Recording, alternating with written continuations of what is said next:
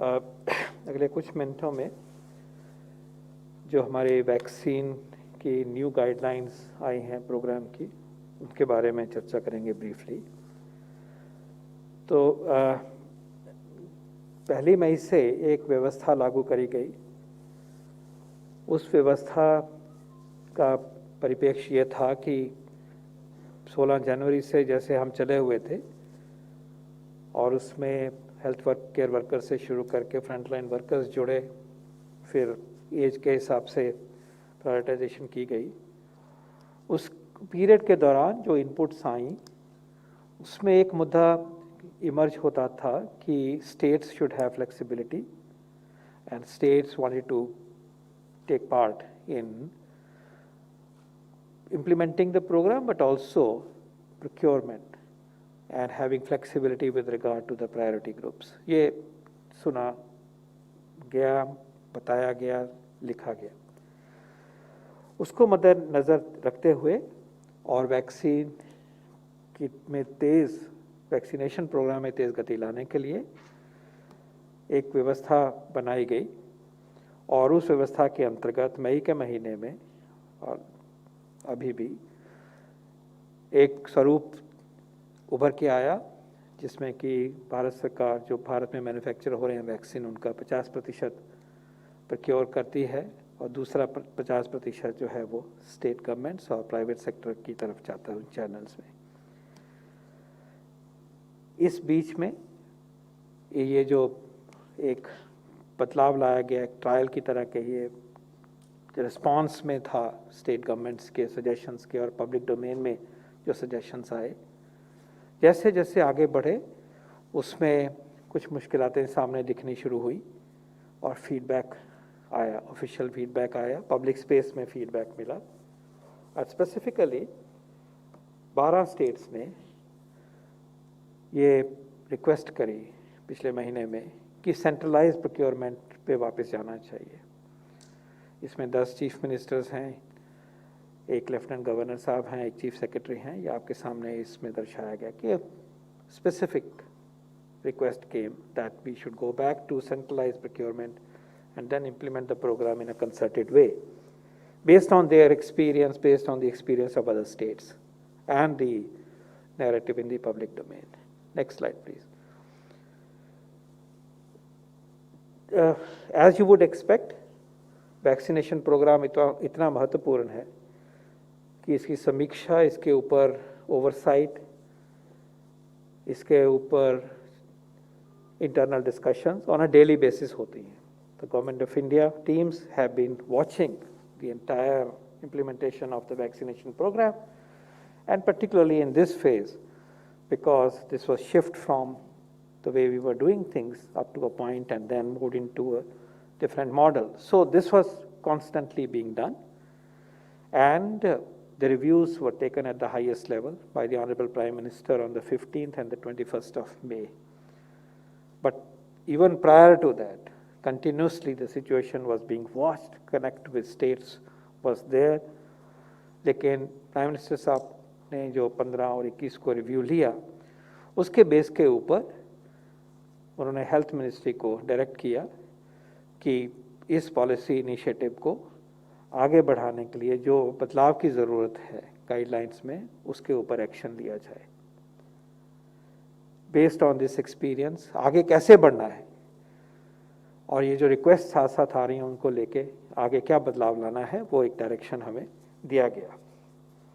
और उस डायरेक्शन के बाद teams reached out to amongst us, did more analysis, got feedback from the manufacturers, spoke to the states in a systematic way and to see what is the best way forward. We also looked at the practices across the globe at the same time. And then, as you know, the Honorable Prime Minister addressed the nation yesterday and provided us details of the new guidelines in relation to the vaccination program. And we will talk about them, and these have been issued today, this morning, and you may have seen the document. The point remains that मई के महीने की व्यवस्था को पूरी तरह से नज़र पे रखा गया, उसके फ्लो में को देखा गया, उसकी डिफ़िकल्टीज़ को समझा गया, उनको सॉल्व करने की कोशिश की गई, लेकिन लगा कि अब हमें बैक टू सेंट्रलाइज प्रोक्योरमेंट होगा और उसके भीतर ही स्टेट्स की फ्लेक्सिबिलिटी जो इम्प्लीमेंटेशन में होगी उसको चिन्हित किया जाएगा. So under the new guidelines, as you are aware, the Government of India will procure 75% of the vaccines being manufactured in India. जो भारत की धरती पर वैक्सीन बन रहे हैं उनका 75% जो है वो सेंट्रल गवर्नमेंट विल प्रोक्योर, और ये सारा स्टेट्स को फ्री दिया जाएगा. इसकी जो कॉस्ट है वो गवर्नमेंट ऑफ इंडिया बियर करेगी और इनको आगे फ्री एलिजिबल पॉपुलेशन तक मिलेगा through the government vaccination centers in various states, districts, towns and villages. So free access to vaccine to the people of India, supplied free to the state government, procured nationally by the union government to the tune of total 75% of the total production. States को कैसे allocation होगी?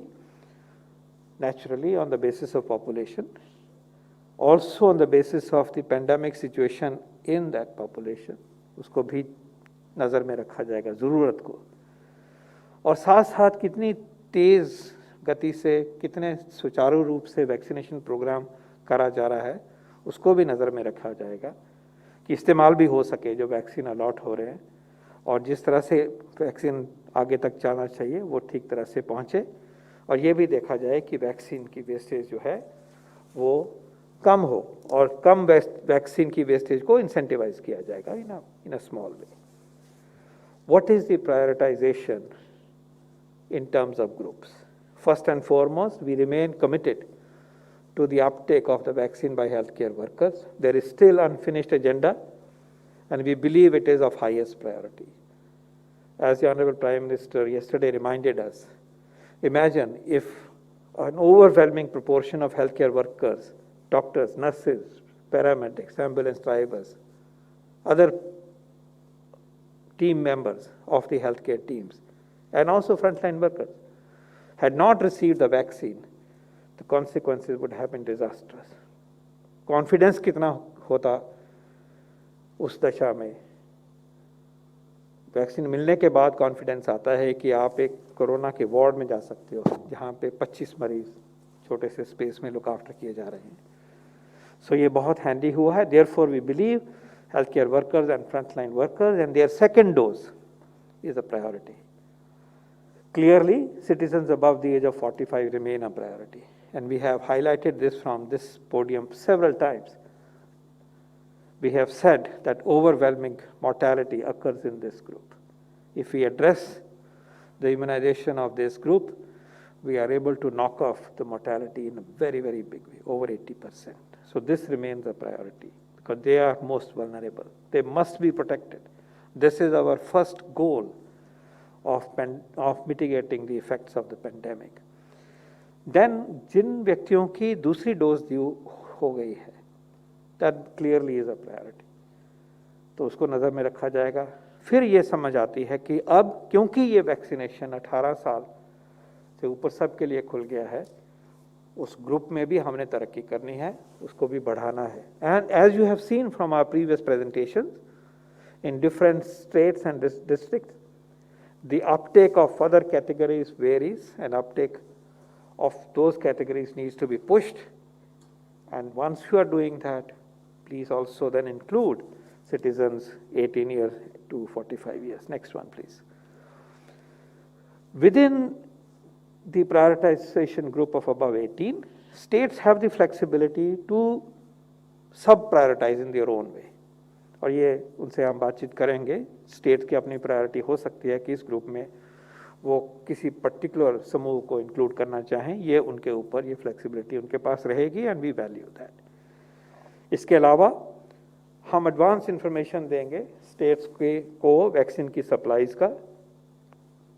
कोशिश करेंगे जल्दी से जल्दी, कम से कम 1 महीने की सप्लाईज उनके सामने विजिबल हों ताकि वो अच्छी प्लानिंग कर सकें. And with time even longer visibility आगे प्रस्तुत की जाएगी as the vaccine supplies improve. इसी प्रकार जो इन्फॉर्मेशन है वो स्टेट्स की तरफ से डाउन स्ट्रीम डिस्ट्रिक्ट्स में और वैक्सीनेशन सेंटर्स तक स्पेसिफिकली कितना कितना पहुंच सक जाएगा अगले कुछ दिनों में, ये भी दर्शाया जाएगा, बताया जाएगा, और इसमें हम स्टेट्स की मदद मांगेंगे। इसके अलावा एन इम्पॉर्टेंट डिसीजन इज कि जो वैक्सीन मैन्युफैक्चरर्स हैं हमारे देश के, 25% जो बच गया है उनका मैन्युफैक्चरिंग अप टू 25%, वो प्राइवेट मार्केट में उसको बेचेंगे, और this will be the total production का 25%। 75 जो है वो सेंट्रल गवर्नमेंट प्रोक्योर कर रही है, स्टेट्स को कुछ प्रोक्योर नहीं करना है, प्राइवेट में 25% जाएगा, जो कि प्राइवेट हॉस्पिटल्स में डायरेक्ट होगा और वहाँ से टीके फिर आगे लगेंगे। इम्पॉर्टेंटली एन इम्पॉर्टेंट डिसीजन वो ये है कि स्टेट्स जो हैं वो प्राइवेट सेक्टर की डिमांड को एग्रीगेट करेंगे। हमने ये देखा है कि अभी जो व्यवस्था रही उसमें प्राइवेट सेक्टर इन्वॉल्व जरूर हुआ, जिम्मेवारी भी निभाई काफी हद तक, लेकिन टोटल नंबर जितने वो साइट्स पे कर रहे थे वो नीचे आ गया। चलो ये भी हम कह सकते हैं कि अभी पिकअप हो रहा था, लेकिन ज्योग्राफिकली वो कुछ ज्योग्राफीज में ज्यादा था, कई बिल्कुल छूट गए। This is not acceptable.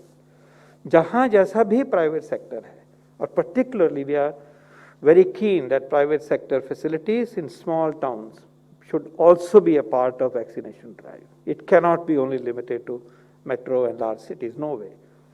वहाँ भी भागीदारी हमें उनकी चाहिए, वो जनता के पास हैं, व्यक्ति को दूर नहीं जाना पड़ेगा। ये ऑप्शन जो अफोर्ड करके जाना चाहते हैं, फ्री वैक्सीन नहीं लेना चाहिए, उनको ओपन है, अपनी मर्जी से वहाँ जाएं, लेकिन ये नहीं हो सकता कि एक स्टेट में 3 शहरों में ही ये चीज़ इस रास्ते से उपलब्ध हो रही है, नो वे। सो एग्रीगेशन से कहने का तात्पर्य ये है कि स्टेट देखेगी कि मेरे पास इतना नेटवर्क अवेलेबल है फैसिलिटीज़ का, ये सारे कोविन पे चिन्हित हैं, और उनकी तरफ वैक्सीन की अवेलेबिलिटी उपलब्धता बढ़ाने के लिए इतनी डोजेस मिलनी चाहिए, फिर वो आगे इसको पहुँचाएंगे, और दूसरी तरफ ये डिमांड सेंटर को देंगे, और सेंटर फिर इनको इकट्ठा करके परचेज करा के उपलब्ध करवाएगा। वैक्सीन की जो है प्राइस, वो प्राइवेट में जो जाएगा वो पहले से ही वैक्सीन मैन्युफैक्चरर उसको डिक्लेयर करेंगे, जैसा अभी भी हो रहा है। और ये भी एक साफ कर दिया गया है कि प्राइवेट हॉस्पिटल अपना सर्विस चार्ज लिमिट करेंगे। ये नहीं हो सकता कि 600 रुपये का वैक्सीन है उसके ऊपर 1600 रुपये और लगाएं या 4000 रुपये और लगाएं। Service charges are now fixed at ₹150। इससे पहले ये 100 था, आपको मालूम है, एक फेज में, और हमें लगा कि ये इसको बढ़ाने की ज़रूरत है, और हमें लगा कि ये सर्विस चार्ज का इंसेंटिव मिलते ही हमारे साथ बहुत सारे हॉस्पिटल्स जुड़ेंगे, हज़ारों में जुड़ेंगे। पहले भी हमने देखा 7, 8, 9 हज़ार हॉस्पिटल जुड़े थे, और अभी 2000 के करीब ही रह गए हैं। लेकिन ये 9,000 नहीं रह सकते। भारत में कम से कम 25-30 हज़ार प्राइवेट हॉस्पिटल्स हैं, और हमें उम्मीद है कि इस इंसेंटिव से और उनकी पैट्रियोटिक भावना से कि इस वैक्सीनेशन प्रोग्राम को हमने हर ज़िले में, हर शहर में, हर कस्बे में लेके जाना है, तो हमें उम्मीद है कि ये इंसेंटिव उस तरफ इसका काम करेगा। कोई भी सिटीजन, कोई भी नागरिक फ्री वैक्सीन का अधिकारी है, गवर्नमेंट फैसिलिटी से फ्री वैक्सीन का अधिकारी है, कोई क्राइटेरिया और नहीं है। और जिनको पे करने की एबिलिटी है, अपनी चॉइस से वो प्राइवेट हॉस्पिटल की आउटलेट से ये वैक्सीन ले सकते हैं। और एक और नई चीज़ लाई गई है, वो लोक कल्याण की परिप्रेक्ष्य में है कि अगर मैं किसी व्यक्ति को मदद करके वैक्सीन उपलब्धता देना चाहता हूं प्राइवेट सेक्टर में, तो एक ई वाउचर अवेलेबल हो सकता है, नॉन ट्रांसफरेबल। इस व्यक्ति के लिए मैं खरीद रहा हूं ये वाउचर, उस वाउचर को लेके वो व्यक्ति प्राइवेट बुकिंग करके प्राइवेट में वॉक इन करके अपना वैक्सीन ले सकता है। तो इससे एक भावना बढ़ेगी कि हम दूसरों की मदद करने के लिए एक रास्ता, सिस्टमेटिक रास्ता जो है वो सामने खुलेगा। तो ये भी प्रक्रिया शुरू कर दी गई है। Vaccination appointments can be pre booked और ऑन साइट रजिस्ट्रेशन, और समूहों की रजिस्ट्रेशन जो अब और भी इम्पॉर्टेंट हो जाएगी जब हमने पेरीफेरी पे जाना है, पेरी अर्बन एरियाज में जाना है, कि बहुत लार्ज नंबर में आगे आएँ, ऑन साइट आएँ, उनकी मदद करके उनको रजिस्टर करें और उनको वैक्सीन लगें। ये प्रावधान पहले से भी था, उसको हम सिर्फ एम्फेसाइज कर रहे हैं इस तरह से। इसी प्रकार common service centres, call centres का भी अरेंजमेंट किया जाएगा। कॉमन सर्विस सेंटर्स अभी भी काम कर रहे हैं, लेकिन हम इनकरेज करेंगे कि कॉल सेंटर्स हो जहाँ पे कि मदद करके अपॉइंटमेंट के साथ जोड़ा जाए, गाइड करा जाए कि कहाँ आप जाके अपना टीका लगा सकते हैं। और ये जो गाइडलाइंस हैं 21 जून को लागू हो जाएंगी सारे देश में। नेक्स्ट।